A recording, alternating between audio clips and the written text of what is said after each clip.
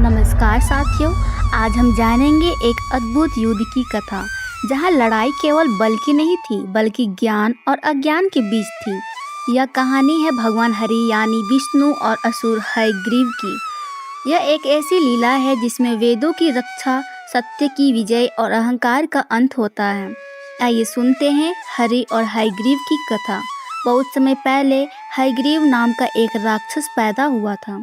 उसके पास अश्व का सिर था और तपस्या कर ब्रह्मा जी से वरदान प्राप्त करता है कि कोई भी देवता, मानव या असुर उसे मार ना सके। परंतु इस वरदान के साथ उसका अहंकार बढ़ गया। वह सोचने लगा, अब मैं अमर हूँ, अब मैं ही सबसे बड़ा हूँ।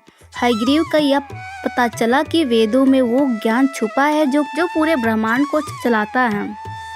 उसने एक रात वेदों की चोरी कर ली और उन्हें गहरे समुद्र में छिपा दिया।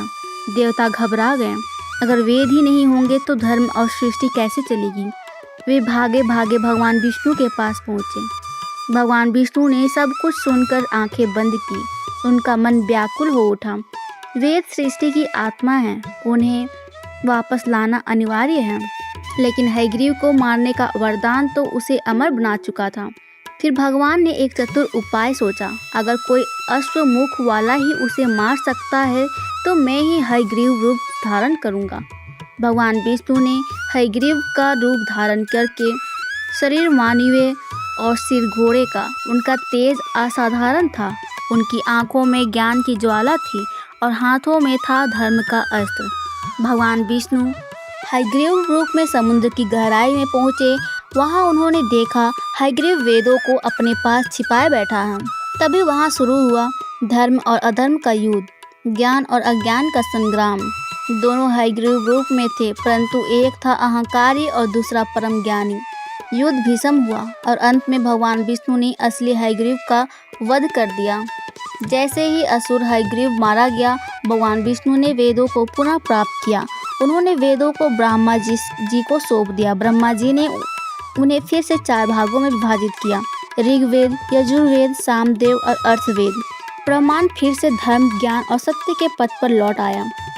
भगवान विष्णु का यह हयग्रीव अवतार सामान्य नहीं था। यह केवल युद्ध के लिए नहीं था, बल्कि यह दिखाने के लिए था कि कभी कभी बुराई को उसी के रूप में हराना पड़ता है। जहाँ अज्ञान फैलता है वहाँ ज्ञान ही सच बनता है। जहाँ अहंकार बढ़ता है वहाँ नम्रता और सत्य ही अधिकार बनते हैं। यह कथा हमें सिखाती है, कभी भी ज्ञान को छोटा ना समझे। ज्ञान ही ब्रह्मांड का आधार है। अहंकार चाहे कितना भी बड़ा हो, सत्य के आगे वह गिरता ही है। जब कोई भी उपाय ना बचे तो ईश्वर रूप बदल कर भी भक्तों की रक्षा करते हैं। तो साथियों, यह थी हरि और हयग्रीव की कथा। एक ऐसी कथा जो दिखाती है कि ईश्वर केवल शक्ति नहीं बल्कि नीति, चतुराई और प्रेम भी है। यदि आपको यह कथा पसंद आई हो तो कृपया अपने अपनों के साथ साझा करें।